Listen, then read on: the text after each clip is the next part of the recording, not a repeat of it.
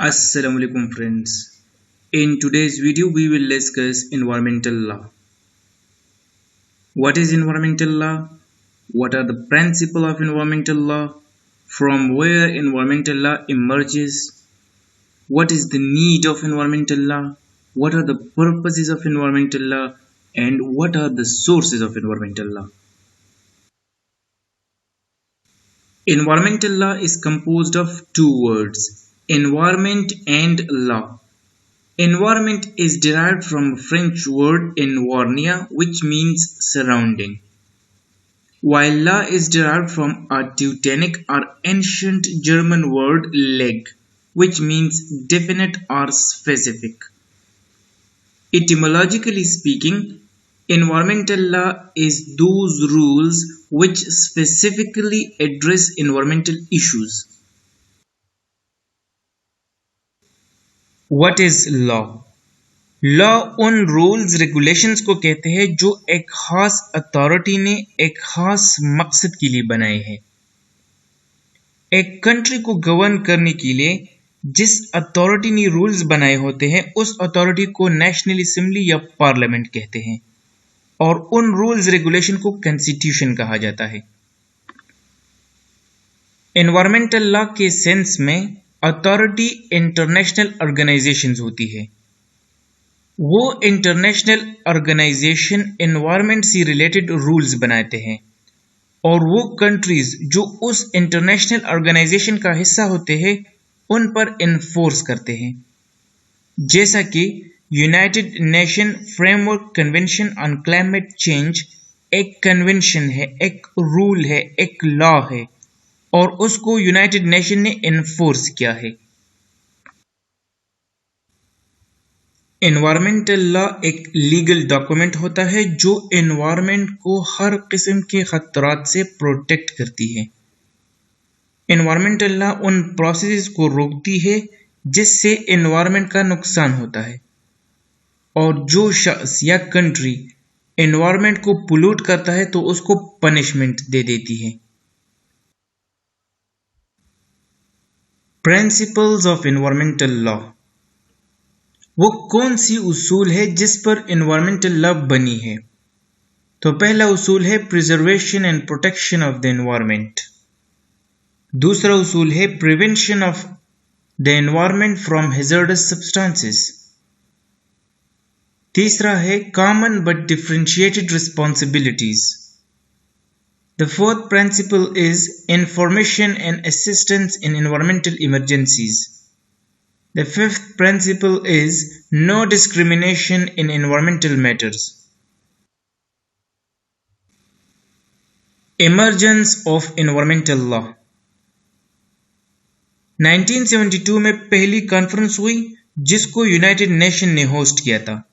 उस कॉन्फ्रेंस का नाम था United nation conference on the human environment. इस कॉन्फ्रेंस में पहली बार एनवायरमेंटल प्रोटेक्शन की डिस्कशन हुई और इस कॉन्फ्रेंस के बाद एनवायरमेंटल लॉ एक सेपरेट फील्ड ऑफ स्टडी के रूप में अपेयर हुआ। Need of environmental law. Ozone layer की डिप्लीशन की वजह से स्किन कैंसर और दूसरे जानलेवा बीमारियां फैल रही है।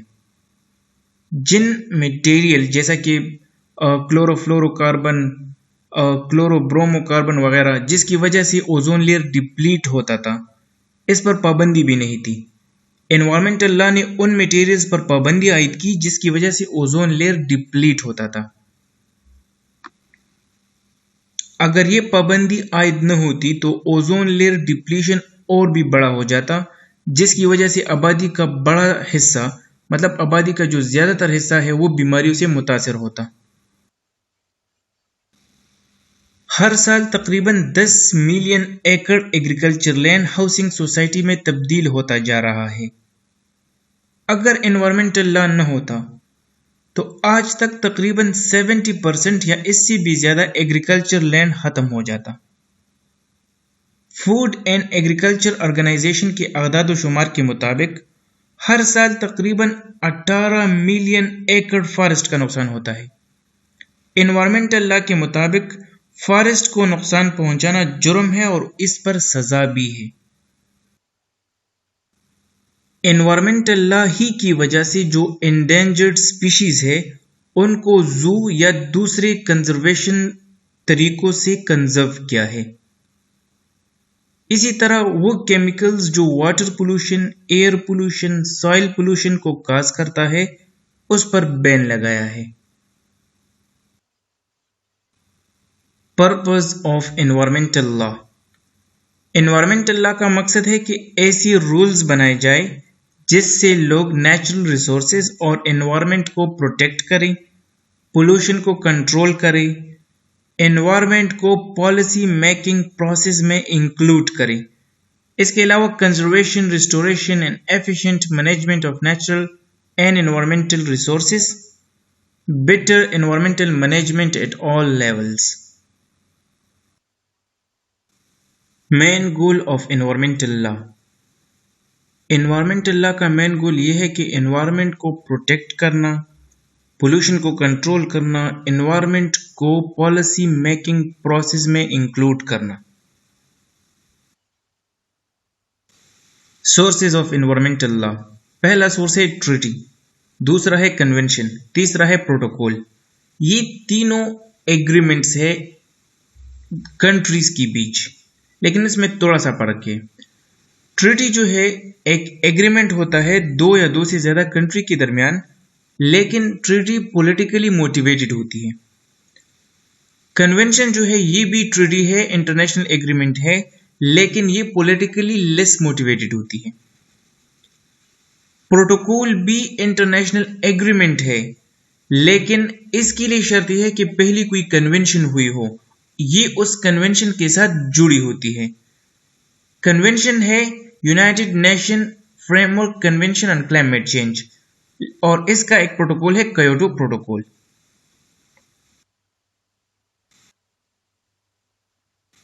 Major environmental legislation. These acts are passed by US Congress.